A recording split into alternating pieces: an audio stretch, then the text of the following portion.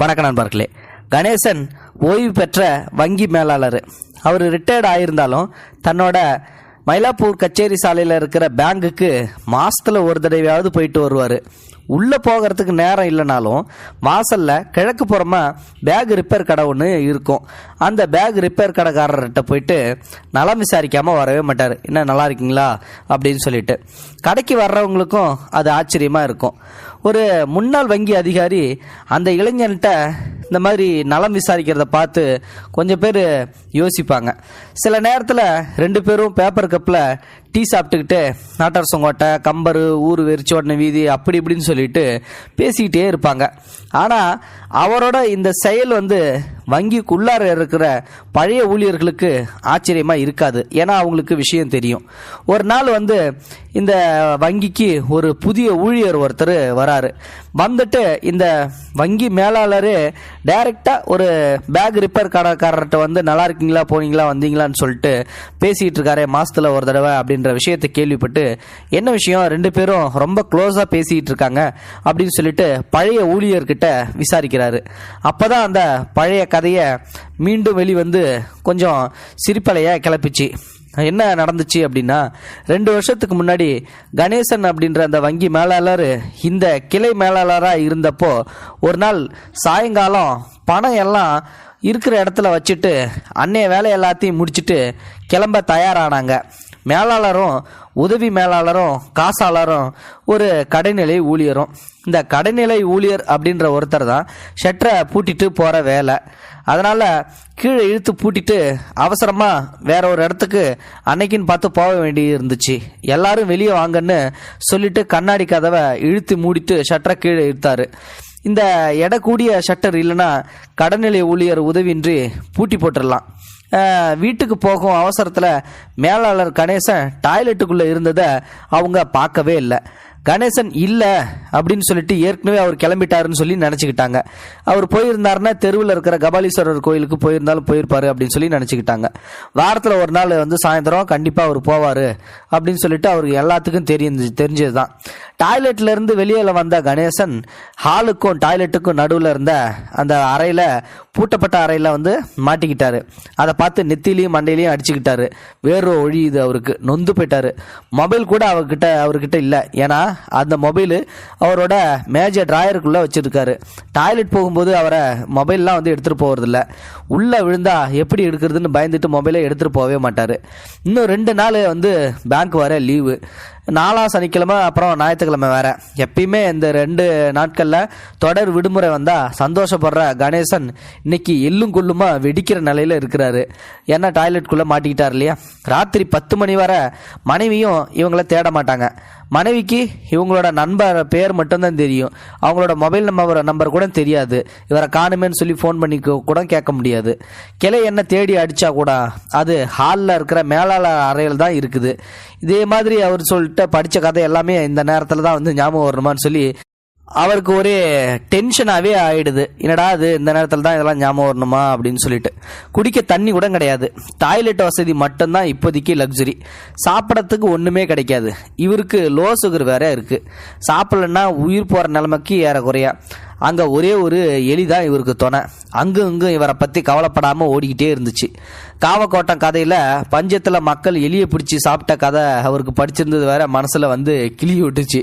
வாழ்க்கையில் இந்த மாதிரி அவசியப்பட்டே இல்லையே, என்னடா இது சோதனை. ஒரு நாற்காலியில் உட்காந்துக்கிட்டாரு. யாராவது காப்பாற்றுவாங்களா, என்ன சான்ஸை யோசிச்சுக்கிட்டு இருக்காரு, யாராவது காப்பாற்றுவாங்களா அப்படின்னு சொல்லிட்டு. தெளிவாக யோசிக்க கூட முடியல அவரால். படித்த படிப்பெல்லாம் கூட அந்த நேரம் உதவிக்கும் வரல.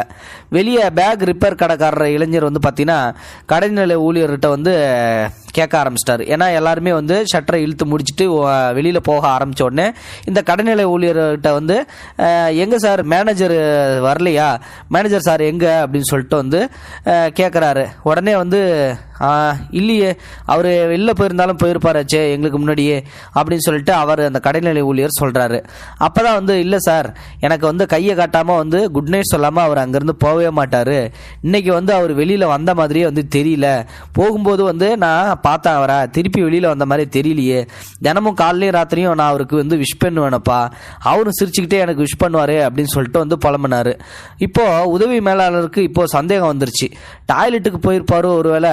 சந்தேகமாக வந்து கடைநிலை ஊழியர்கிட்ட வந்து கேட்குறாரு, ஒருவேளை டாய்லெட் போயிருந்தா என்ன ஆகுறது அப்படின்னு சொல்லிட்டு. அப்போ கடைநிலை ஊழியரும் வந்து எப்பாடா வீட்டுக்கு போகணும்னு சொல்லிட்டு ஓடுறதுல மனசுல குறியா இருந்தாரு, எப்படா வீட்டுக்கு போகணும்னு சொல்லிட்டு. இருந்தாலும் மேலாளர் வந்து பெரிய ஆளாச்சே, அதிகாரம் வேற நிறையா இருக்குது, தன்னை என்ன வேணாலும் பண்ணலாம்னு சொல்லி அறக்குற மனசோட இறக்குன சட்டரை திருப்பி மேலே ஏற்றிட்டாரு. அன்னைக்கு கடைநிலை ஊழியருக்கு வந்து டோசா வாழ்நாள் பூரா மறக்கவே மாட்டாரு. சரியான திட்டு. ஏன்னா என்னை டாய்லெட்குள்ளேயே வச்சு பூட்டிட்டு நீங்கள் எல்லாரும் கிளம்ப பார்த்துட்டீங்கல்ல அப்படின்னு சொல்லிட்டு பயங்கரமாக வந்து கத்த ஆரம்பிச்சிட்டாரு. வாழ்நாளில் அந்த மாதிரி மறக்கவே மாட்டார் அந்த கடைநிலை ஊழியர். அவ்வளோ திட்டு வாங்கிட்டாரு. ஆமாம், சரி எப்படி வந்து திரும்பி வந்து ஷட்டரை திறந்து என்னை வந்து காப்பாற்றினேன் அப்படின்னு சொல்லிட்டு வந்து கேட்கும்போது தான், சார் வந்து நான் உங்களை வந்து காப்பாற்றலை, இந்த வெளியில் ஒருத்தன் பேக் ரிப்பேர் கடை போட்டிருக்கான்ல அவன் தான் வந்து கேட்டான் அப்படின்னு சொல்லி உடனே சொல்கிறாரு. என்ன கேட்டான் அப்படிங்கும்போது, இல்லை நீங்கள் டெய்லியும் வந்து அவனுக்கு வணக்கம் வைப்பீங்களா, இன்னைக்கு வந்து வணக்கம் வைக்கலையாமா, நீங்கள் வெளில வராதையும் வந்து அவன் கவனிச்சுக்கிட்டே இருந்தான், அதனால தான் வந்து என்கிட்ட வந்து கேட்டான், அதனால தான் வந்து நானும் உங்களை இப்போ ஷட்டரை திறந்து காப்பாற்ற முடிஞ்சிச்சு அப்படின்னு சொல்லிட்டு வந்து அந்த கடைநிலையில் ஊழியர் வந்து சொல்கிறான். உடனே வந்து அந்த வங்கி மேலாளரான கணேசன் வந்து திருப்பி வந்து கதவை திறந்த அடுத்த நிமிஷத்துக்கு இந்த இளைஞன் தான் காப்பாற்றப்பட்டான் அப்படின்னு சொல்லி தெரிஞ்ச அடுத்த நிமிஷமே நேராக அந்த பேக் ரிப்பேர் கடைக்கே வந்து ஓடுறாரு. ஓடி போய் அந்த பேக் ரிப்பேர் கடைக்கார இளைஞனை வந்து கட்டி பிடிச்சி முத்தம் ஒன்று தான் கொடுக்காத குறை கணேசனுக்கு அப்பதான் வந்து புரிய வந்துச்சு. அவருக்கு தான் வந்து தெரியும் அந்த 5 நிமிஷம் தன்னோட வயிற்று எப்படி கலக்குச்சு அப்படின்னு சொல்லிட்டு. ஒருவேளை மூடிட்டு போயிருந்தா 2 நாள் வந்து டாய்லெட்டுக்குள்ளே அடைஞ்சிருந்துருக்கணுமோ. நம்ம என்ன பண்றது, கண்டிப்பா நம்மளோட பிணம் தான் வந்து அந்த இடத்துல கிடைச்சிருந்திருக்கோம். நம்ம அங்கேயே இருந்திருந்தோம் அப்படின்னா நமக்கு வரைய லோ சுகர் வரைய இருந்துச்சு.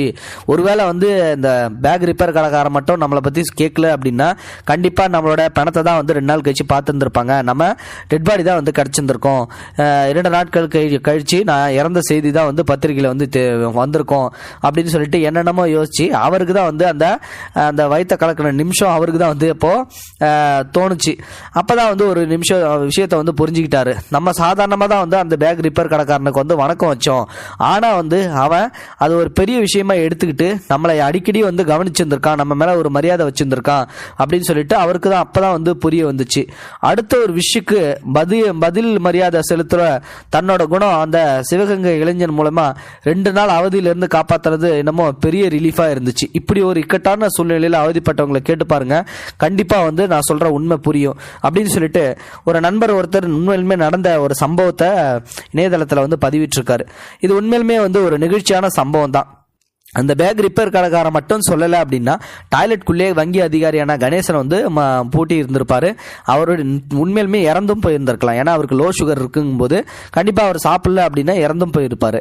இப்போ அந்த கதையை எல்லாத்தையும் சொல்லி முடிச்சதுக்கு அப்புறம் தான் வந்து அந்த புதிய ஊழியருக்கு வந்து தெரிய வருது, ஓஹோ இதனால தான் அந்த பேக் ரிப்பேர் கடைக்காரருக்கு வந்து இந்த வங்கி அதிகாரியே வந்து மாசத்துல ஒரு தடவை வராரா, வந்து பார்த்துட்டு போறாரா அப்படின்ற விஷயமே வந்து தெரிய வந்துச்சு. உண்மையிலுமே இது ஒரு நிகழ்ச்சியான சம்பவம் தான். இதை பத்தி நீங்க என்ன நினைக்கிறீங்க? மறக்காம உங்களோட கமெண்ட் பாக்ஸ்ல சொல்லுங்க. முடிந்தளவுக்கு இந்த வீடியோ மற்றவங்களுக்கு ஷேர் பண்ணுங்க. கூடவே சேனலை சப்ஸ்கிரைப் பண்ணுங்க. தேங்க்யூ ஃபார் வாட்சிங்.